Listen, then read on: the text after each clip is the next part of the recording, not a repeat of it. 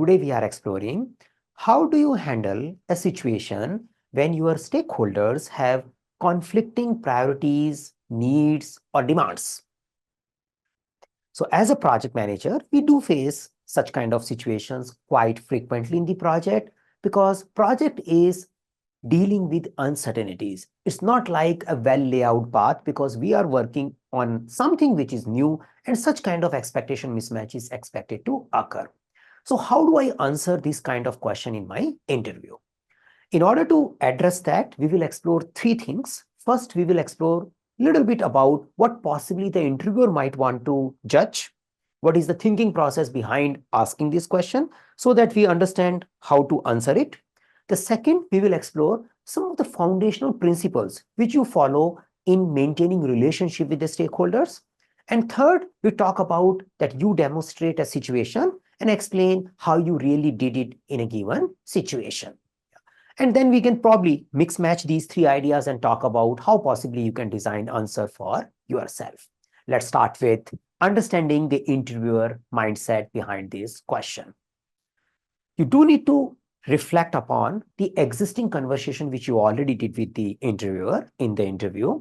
Here we are making a high level guess, but most likely these kind of questions are asked to judge my ability to work with people. The interviewer might want to know, how can I negotiate, influence stakeholders? How can I prioritize things? How can I handle conflicts? How can I make people reach to an agreement? And my example, which I also gave in the answer, also gives a little window about the quality of experience, the complexity of my project. So it serves multiple purpose depending upon how well I answer this particular question. So I need to demonstrate my conflict management and people handling and stakeholder relationship skills in my answer. Now, yes, the answer depends upon the situation. But you can start with saying that there are some guiding values which I keep in mind. You can call them guiding principles when I'm dealing with the stakeholders. I always try to build trust. I understand if we can listen to each other, anything can be resolved. But the problem starts coming in when we don't have an open communication, we don't trust each other, and we are very suspicious about each other. So rather than looking at a situation as a one-off, I continuously engage with stakeholders to keep the communication channel open and build trust. You can also talk about that initially when I am new in the project, when I'm still building up these kind of relationship, that time I may face these kind of situations more frequently and they becomes difficult to handle for me. But if I am working in this project for a while, then things are not that much difficult because I have a communication channels, I have a trust already built with my stakeholders. So as a good project manager, I always believe in building relationship and the open communication channel with my stakeholders. So that's a general idea you can share. First possible principle. The second possible principle you can also focus on, I understand my stakeholder personalities. I invest in understanding their style of communication, their preferences, their values. It helps me in matching the frequency. So I build trust, and in order to build a trust, I also try to get into the shoe of my stakeholders. So I behave empathetically with my stakeholders. The third idea, which you can also possibly share, which I usually follow, ensuring that in our project initiative, all of us has a common understanding about a project objectives. So I keep reiterating the overall project vision. I keep communicating about our project objectives, about our upcoming milestones. I use events like kickoff meeting or frequent reviews to ensure that we have a common understanding about what are we trying to achieve together. If we are not looking a goal together, then the situation can become a little bit more difficult to handle in any conflict management situation. So I work proactively to ensure we have a common understanding of our project objectives. The fourth thing, assuming these three things are not there, you have a situation where people don't trust each other, the stakeholder hardly talk to you, probably your interviewer may also interrupt you and says, this all is not there. You are in a very hostile environment. How do you handle it? Yeah. So there is a possibility. In a very hostile environment where you are beginning or you are in a new, then you need to follow procedures. Say, I follow the documents, I read the contract, I follow the change request, I see what is the mechanism of navigating to these situations. So I usually become bureaucratic, yeah, when I know that the process is bureaucratic. Yeah, there is a possibility we can say we will follow as per the contract rather than doing things as a conversation. So you can say I focus on understanding procedures, rules, documents, agreement, disagreements, process of raising disagreements very critically, and I follow those processes very stringently if I am dealing with the hostile or low trust environment. But if I have a good trust environment, I focus on more relationship building trust rather than just saying you need to raise a document and I will evaluate it and then we will come to the a conclusion. But that option exists. Yeah. So I probably need to talk about that option as well, because there are situations where you have to follow that option only. So these are like high level principles I help me in deciding. You can add the fifth one and saying, each situation is a little unique. There could be a mix of having trust or not having trust, having documentation, not having documentation. So based on that, I will adapt and deal with my stakeholders or resolve the conflicts of the stakeholders accordingly. Yeah. So that was the second part of understanding this question. Now, the third part is about putting up an example. So I will share my example, but I recommend you to pick an example as per the existing conversation you are having in the interview. If you are already talking about a particular project in your previous answers, you might have explained your project and some people and details there. Try to continue that only. Because if you introduce a new situation, then the interviewer may take a time to absorb and see the whole context. And people are not interested in looking for the detailed answer, a very long answer. I am giving you a detailed video, but you need to make the answer short. So try to see if something is relevant, which is already in the conversation. If that is not there and you are introducing a new project, new character, be clear that this project, this story, you can continue for the next set of questions also. Yeah. So try to use the existing story if possible. Else, if you're putting up a story, think about the future also, because this story may get drilled down further. Now, how do you put the situation at hand?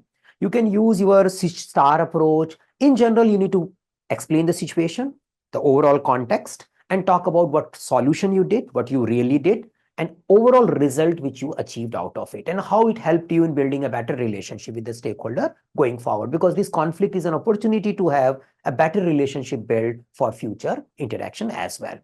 So I remember a situation in this particular case where I was relatively new and we were dealing with a particular project delivery. I was a project manager.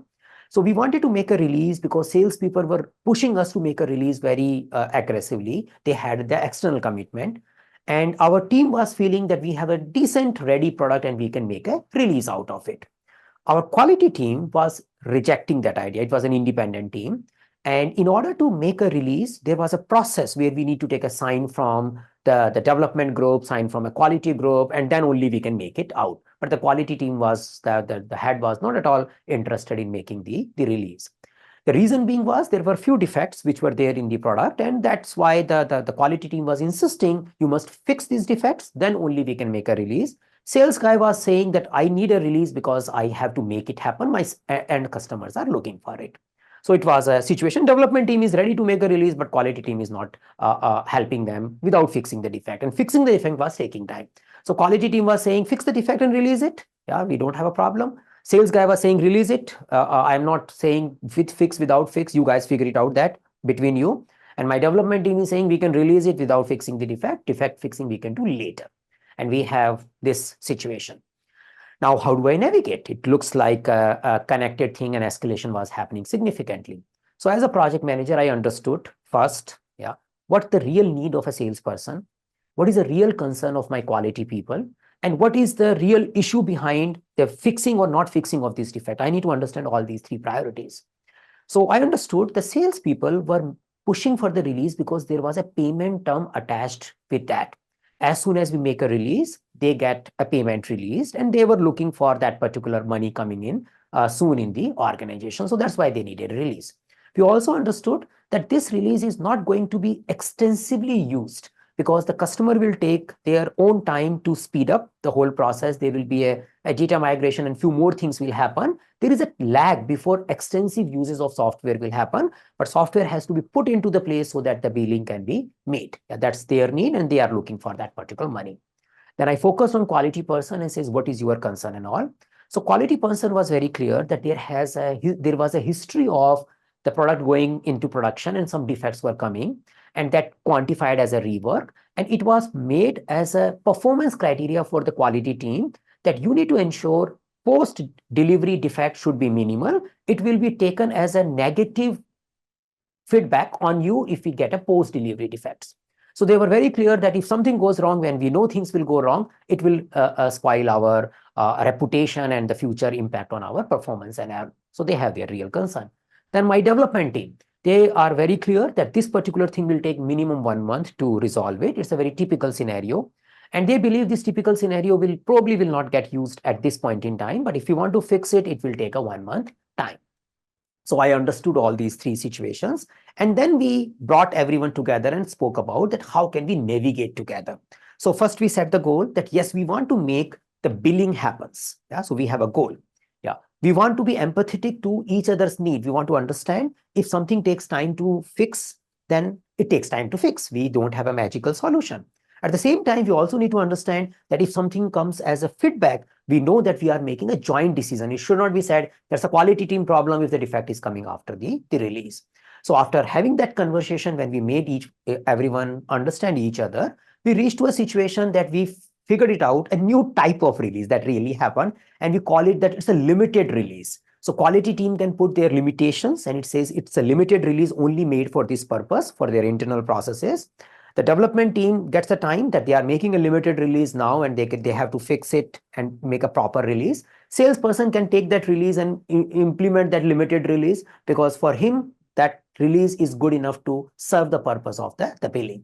So we figured it out, these three solutions, and we made the people agree. And the feedback or the issues comes on the limited release will not come as a feedback to the quality person because he's anyway saying that's a limited release. Yeah. So overall, the story is not important. Yeah, the importance is we demonstrate that there was a reality around it, and I spent time in understanding the story behind those difference of priorities and needs, and we could discover the common ground. Yeah, create a common understanding, make people listen to each other, and we can move forward to help the project and organization achieve their objective. So that could be your possible type of thing. I'm not saying just follow it as it is, which can help you in understanding a conflicting need and managing that situation as a stakeholder engagement activity. You can say we did a problem solving. First, we build a trust, openness, and then we did a problem solving. So after listening to the ideas related to understanding the mindset of the interviewer, understanding the principles behind stakeholder relationship management, and the example, I recommend you try to figure out your own customized solution out of these three things because you are there in the interview, and answer this particular question. If you have some suggestion, probably you want to just try it out, that what if I put a story like this? Will it make sense? You can put in a comment. Yeah, I think the community will respond to your quality of story as well. Your story should be better than mine, I am sure. My one is just to give you an initial idea. If you like our project manager interview series videos, why don't you subscribe us and also put the notification on so that you get a frequent update about our videos posting.